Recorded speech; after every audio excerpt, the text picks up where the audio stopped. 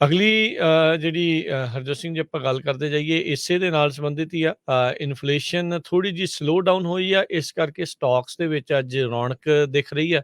ਡਾਓ Jones ਅੱਜ ਥੋੜਾ ਜਿਹਾ ਪੋਜ਼ਿਟਿਵ ਚੱਲ ਰਿਹਾ ਆ, ਆਲਦੋ ਜਿਹੜਾ ਟੈਕਨੋਲੋਜੀ ਸੈਕਟਰ ਦੇ ਸਟਾਕ ਆ ਉਹ ਅਜੇ ਵੀ ਨੈਗੇਟਿਵ ਦੇ ਵਿੱਚ ਅੱਜ ਚੱਲ ਰਹੇ ਆ। ਸੋ ਦਿਨ ਦੇ ਖਤਮ ਹੋਣ ਤੱਕ ਕਿੱਦਾਂ ਦਾ ਰਹੂਗਾ, ਇਹ ਜਿਹੜੀ ਉਹ ਦੇਖਣ ਵਾਲੀ ਰਹੇਗੀ। ਸੋ ਲੈਟਸ ਸੀ ਅੱਗੇ ਕੀ ਬਣਦਾ ਹੈ, ਪਰ ਸਟਾਕਸ ਨੇ ਅੱਜ ਥੋੜਾ ਜਿਹਾ ਬਾਉਂਸ ਬੈਕ ਕੀਤਾ ਆ, ਜਦ ਉਹਨਾਂ ਨੂੰ ਕੰਜ਼ਿਊਮਰ ਪ੍ਰਾਈਸ ਇੰਡੈਕਸ ਨੇ ਇਹ ਸ਼ੋਅ ਕੀਤਾ ਵੀ ਇਨਫਲੇਸ਼ਨ ਪਹਿਲਾਂ ਦੇ ਨਾਲੋਂ ਥੋੜੀ ਜਿਹੀ ਸਲੋ ਡਾਊਨ ਹੋਈ ਆ।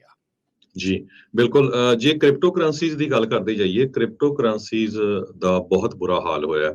ਟੈਰਾ USD ਸਟੇਬਲ ਕੋਇਨ ਜਿਹੜਾ ਆ ਉਹ ਕਹਿੰਦੇ ਪਈ 0.30 ਸੈਂਟ ਦੇ ਉੱਤੇ ਜਿਹੜੀ ਉਹਦੀ ਪ੍ਰਾਈਸ ਆ ਗਈ ਆ, ਬਹੁਤ ਲੋਐਸਟ ਲੈਵਲ ਦੇ ਉੱਤੇ ਆਈ ਆ। ਇਸੇ ਤਰ੍ਹਾਂ ਉਹਦੀ ਜਿਹੜੀ ਸਿਸਟਰ ਇੱਕ ਕ੍ਰਿਪਟੋ ਕਰੰਸੀ ਲੂਨਾ ਆ, 97% ਉਹ ਡਾਊਨ ਗਈ ਆ। ਇੱਕ ਟਾਈਮ ਦੇ ਉੱਤੇ $116 ਨੂੰ ਸੀ, ਜਿਹੜੀ ਅੱਜ ਉਹ 37 ਸੈਂਟ ਨੂੰ ਆ। ਸੋ ਇੰਨਾ ਜ਼ਿਆਦਾ ਜਿਹੜਾ ਫਰਕ ਪਿਆ ਕ੍ਰਿਪਟੋ ਕਰੰਸੀਜ਼ ਦੇ ਉੱਤੇ, ਜਿਹੜਾ ਰਗੜਾ ਆ ਬਹੁਤ ਜ਼ਿਆਦਾ ਲੱਗਾ ਹੈਗਾ ਜੀ। ਅਗਲੀ ਜਿਹੜੀ ਹਰਜੋਤ ਸਿੰਘ, ਜੇ ਆਪਾਂ ਗੱਲ ਕਰਦੇ ਜਾਈਏ ਇਸੇ ਦੇ ਨਾਲ ਸੰਬੰਧਿਤ ਹੀ ਆ। ਇਨਫਲੇਸ਼ਨ ਥੋੜੀ ਜਿਹੀ ਸਲੋ ਡਾਊਨ ਹੋਈ ਆ, ਇਸ ਕਰਕੇ ਸਟਾਕਸ ਦੇ ਵਿੱਚ ਅੱਜ ਰੌਣਕ ਦਿਖ ਰਹੀ ਆ।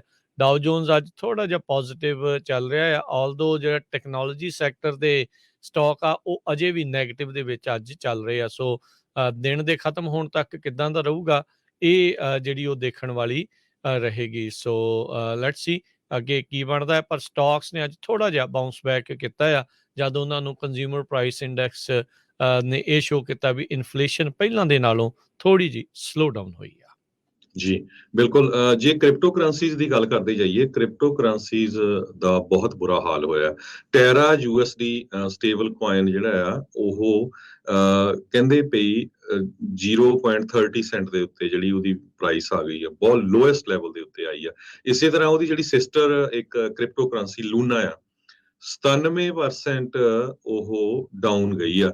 ਇੱਕ ਟਾਈਮ ਦੇ ਉੱਤੇ $116 ਨੂੰ ਸੀ, ਜਿਹੜੀ ਅੱਜ ਉਹ 37 ਸੈਂਟ ਨੂੰ ਆ।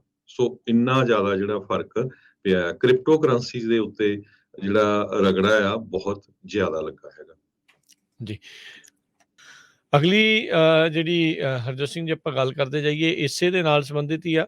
ਇਨਫਲੇਸ਼ਨ ਥੋੜੀ ਜਿਹੀ ਸਲੋ ਡਾਊਨ ਹੋਈ ਆ, ਇਸ ਕਰਕੇ ਸਟਾਕਸ ਦੇ ਵਿੱਚ ਅੱਜ ਰੌਣਕ ਦਿਖ ਰਹੀ ਆ।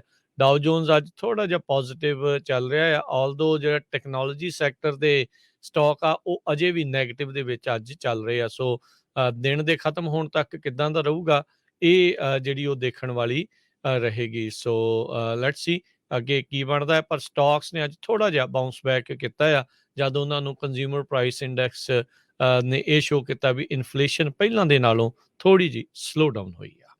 ਜੀ ਬਿਲਕੁਲ। ਜੇ ਕ੍ਰਿਪਟੋ ਕਰੰਸੀਜ਼ ਦੀ ਗੱਲ ਕਰਦੇ ਜਾਈਏ, ਕ੍ਰਿਪਟੋ ਕਰੰਸੀਜ਼ ਦਾ ਬਹੁਤ ਬੁਰਾ ਹਾਲ ਹੋਇਆ। ਟੈਰਾ USD ਸਟੇਬਲ ਕੋਇਨ ਜਿਹੜਾ ਆ ਉਹ ਕਹਿੰਦੇ ਪਈ 0.30 ਸੈਂਟ ਦੇ ਉੱਤੇ ਜਿਹੜੀ ਉਹਦੀ ਪ੍ਰਾਈਸ ਆ ਗਈ ਆ, ਬਹੁਤ ਲੋਐਸਟ ਲੈਵਲ ਦੇ ਉੱਤੇ ਆਈ ਆ। ਇਸੇ ਤਰ੍ਹਾਂ ਉਹਦੀ ਜਿਹੜੀ ਸਿਸਟਰ ਇੱਕ ਕ੍ਰਿਪਟੋ ਕਰੰਸੀ ਲੂਨਾ ਆ, 97% ਉਹ ਡਾਊਨ ਗਈ ਆ। ਇੱਕ ਟਾਈਮ ਦੇ ਉੱਤੇ $116 ਨੂੰ ਸੀ, ਜਿਹੜੀ ਅੱਜ ਉਹ 37 ਸੈਂਟ ਨੂੰ ਆ। ਸੋ ਇੰਨਾ ਜ਼ਿਆਦਾ ਜਿਹੜਾ ਫਰਕ ਪਿਆ ਕ੍ਰਿਪਟੋ ਕਰੰਸੀਜ਼ ਦੇ ਉੱਤੇ, ਜਿਹੜਾ ਰਗੜਾ ਆ ਬਹੁਤ ਜ਼ਿਆਦਾ ਲੱਗਾ ਹੈਗਾ ਜੀ। ਅਗਲੀ ਜਿਹੜੀ ਹਰਜੋਤ ਸਿੰਘ, ਜੇ ਆਪਾਂ ਗੱਲ ਕਰਦੇ ਜਾਈਏ ਇਸੇ ਦੇ ਨਾਲ ਸੰਬੰਧਿਤ ਹੀ ਆ। ਇਨਫਲੇਸ਼ਨ ਥੋੜੀ ਜਿਹੀ ਸਲੋ ਡਾਊਨ ਹੋਈ ਆ, ਇਸ ਕਰਕੇ ਸਟਾਕਸ ਦੇ ਵਿੱਚ ਅੱਜ ਰੌਣਕ ਦਿਖ ਰਹੀ ਆ। ਡਾਓ ਜੋਨਸ ਅੱਜ ਥੋੜਾ ਜਿਹਾ ਪੋਜ਼ਿਟਿਵ ਚੱਲ ਰਿਹਾ ਆ, ਆਲਦੋ ਜਿਹੜਾ ਟੈਕਨੋਲੋਜੀ ਸੈਕਟਰ ਦੇ ਸਟਾਕ ਆ ਉਹ ਅਜੇ ਵੀ ਨੈਗੇਟਿਵ ਦੇ ਵਿੱਚ ਅੱਜ ਚੱਲ ਰਹੇ ਆ। ਸੋ ਦਿਨ ਦੇ ਖਤਮ ਹੋਣ ਤੱਕ ਕਿੱਦਾਂ ਦਾ ਰਹੂਗਾ, ਇਹ ਜਿਹੜੀ ਉਹ ਦੇਖਣ ਵਾਲੀ ਰਹੇਗੀ। ਸੋ ਲੈਟਸ ਸੀ ਅੱਗੇ ਕੀ ਬਣਦਾ ਹੈ, ਪਰ ਸਟਾਕਸ ਨੇ ਅੱਜ ਥੋੜਾ ਜਿਹਾ ਬਾਉਂਸ ਬੈਕ ਕੀਤਾ ਆ, ਜਦ ਉਹਨਾਂ ਨੂੰ ਕੰਜ਼ਿਊਮਰ ਪ੍ਰਾਈਸ ਇੰਡੈਕਸ ਨੇ ਇਹ ਸ਼ੋਅ ਕੀਤਾ ਵੀ ਇਨਫਲੇਸ਼ਨ ਪਹਿਲਾਂ ਦੇ ਨਾਲੋਂ ਥੋੜੀ ਜਿਹੀ ਸਲੋ ਡਾਊਨ ਹੋਈ ਆ। ਜੀ ਬਿਲਕੁਲ। ਜੇ ਕ੍ਰਿਪਟੋ ਕਰੰਸੀਜ਼ ਦੀ ਗੱਲ ਕਰਦੇ ਜਾਈਏ, ਕ੍ਰਿਪਟੋ ਕਰੰਸੀਜ਼ ਦਾ ਬਹੁਤ ਬੁਰਾ ਹਾਲ ਹੋਇਆ।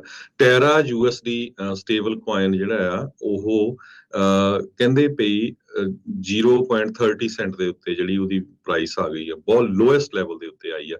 ਇਸੇ ਤਰ੍ਹਾਂ ਉਹਦੀ ਜਿਹੜੀ ਸਿਸਟਰ ਇੱਕ ਕ੍ਰਿਪਟੋ ਕਰੰਸੀ ਲੂਨਾ ਆ, 97% ਉਹ ਡਾਊਨ ਗਈ ਆ। ਇੱਕ ਟਾਈਮ ਦੇ ਉੱਤੇ $116 ਨੂੰ ਸੀ, ਜਿਹੜੀ ਅੱਜ ਉਹ 37 ਸੈਂਟ ਨੂੰ ਆ। ਸੋ ਇੰਨਾ ਜ਼ਿਆਦਾ ਜਿਹੜਾ ਫਰਕ ਪਿਆ ਕ੍ਰਿਪਟੋ ਕਰੰਸੀਜ਼ ਦੇ ਉੱਤੇ ਜਿਹੜਾ ਰਗੜਾ ਆ ਬਹੁਤ ਜ਼ਿਆਦਾ ਲੱਗਾ ਹੈਗਾ। ਜੀ।